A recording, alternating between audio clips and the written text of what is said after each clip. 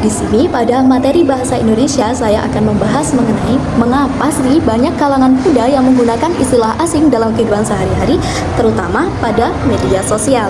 Ya, pada media sosial.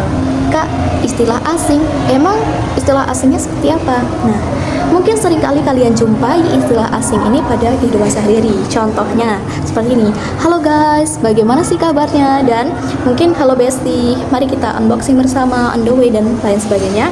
Itu termasuk ke dalam istilah asing. Nah, apakah itu nanti berdampak pada penggunaan bahasa Indonesia yang baik dan benar? Nah, dari dampaknya itu mungkin bukan lebih berdampak, tapi kita itu harus menggunakannya itu sesuai dengan apa yang kita pahami saja. Kayak mungkin dalam generasi milenial ini seringkali menggunakan bahasa asing ini untuk bahasa gaul. Ya, bahasa gaul. Pasti kalian sendiri sudah mengetahui, seperti konten kreator itu seringkali kan dia menggunakan bahasa-bahasa yang lebih dominan singkat dan mudah dipahami. Nah, apakah berpengaruh? Nah, ini akan saya jelaskan. Karena kenapa dalam penggunaan bahasa Indonesia ini kita memiliki artian dan memiliki manfaat juga. Nah, ternyata pada penggunaan istilah asing itu memiliki dampak loh, yaitu dampak positif dan dampak negatif. Iya, dampak positifnya itu apa? Nah, dampak positifnya itu kita sebagai generasi muda pasti ingin sekali memperkaya kosakata kita sebagai anak-anak yang milenial. Ya, kan pastinya kalian untuk bisa memperkaya kosakata itu harus disebutkan ataupun diolah agar bisa mengingat dan menghafal itu. Jadi kita bisa memperkaya itu dengan bercampurnya dengan bahasa Indonesia. Tapi setidaknya kalian juga harus tahu bagaimana penempatan bahasa atau istilah asing ini dalam kehidupan sehari-hari. Jangan kalian mengungkapkan suatu kata-kata itu untuk orang yang lebih tua atau mungkin orang yang kalian hormati, seperti dosen, orang tua, dan lain sebagainya. Nah, kalau kalian mengungkapkan itu dengan kawan kalian sendiri, itu diperbolehkan karena pasti kawan itu sudah paham ya mengenai istilah asing itu. Tapi jika orang tua, setidaknya kalian harus menggunakan bahasa yang baik dan benar mengenai pengungkapan istilah-istilah yang lebih mudah dipahami. Karena kenapa? Karena dalam bahasa Indonesia ini yang penting kalau kita mengungkapkan atau berbicara, setidaknya orang yang kita ajak lawan bicara itu paham dan bisa menangkap apa yang kita bicarakan. Yang penting apa? Aku dan kamu saling memahami, itu ya. Dan yang kedua yaitu dampak negatifnya. Apa sih dampak negatif dari penggunaan istilah asing ini? Nah, dampak negatifnya itu kita lebih sulit untuk memahami bagaimana sih kaidah kebahasa Indonesiaan yang baik dan benar, tatanan bahasa Indonesia yang baik dan benar, dan menurut EYD atau ejaan yang disempurnakan gitu. Jadi kita itu lebih sulit. Kayak dalam penggunaan istilah asing ini kita kan mempercampur ya yang namanya bahasa Inggris dengan bahasa Indonesia. Tapi ketika kita mempelajari bahasa Indonesia, kita itu harus memahami bagaimana sih penggunaan kata, huruf, dan kalimat itu dengan benar.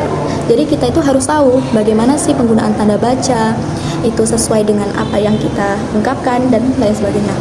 Jadi kita harus mempelajari itu.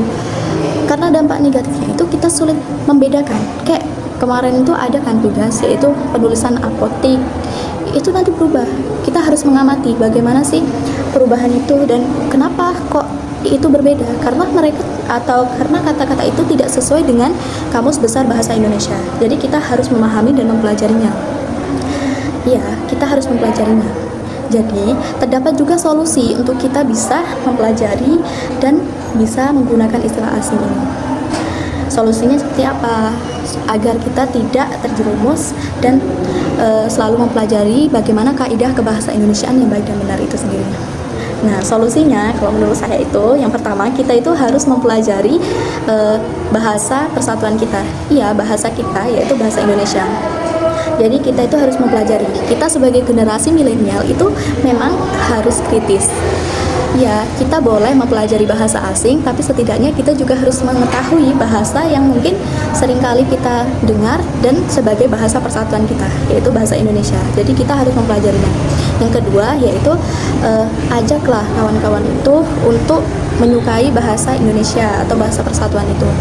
Jadi kita buat video itu menggunakan bahasa Indonesia yang baik dan benar setidaknya. Iya, dan yang ketiga itu kayak ajarkan bahasa Indonesia yang baik dan benar.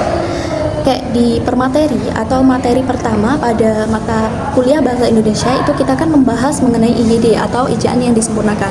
Itu kan kita poin-poinnya sudah mengetahui mengenai bagaimana penggunaan huruf, kata, dan kalimat yang baik dan benar kan. Dari situ kita ajarkan, kita pahami di situ. Jadi agar apa? Agar generasi milenial saat ini itu tidak hanya menggunakan istilah asing untuk penggunaan bahasanya, tapi juga dia harus mengetahui bagaimana sih penggunaan bahasa Indonesia yang baik dan benar. Nah, menurut teori linguistik relativitas, Lin-Jan Leward menyebutkan bahwa bahasa itu mempengaruhi cara berpikir kita sebagai seseorang. Nah, jika bahasa asing itu terlalu mendominasi pada pola pikir kita itu, budaya lokal itu bisa ikut terpengaruh. Jadi, kita itu harus menggunakan bahasa yang baik dan benar, dan setidaknya kita mengetahui bagaimana sih penggunaan istilah asing itu yang tepat. Jadi, kita menggunakannya itu sesuai dengan apa yang kita butuhkan. Oke teman-teman, terima kasih sudah menonton videonya.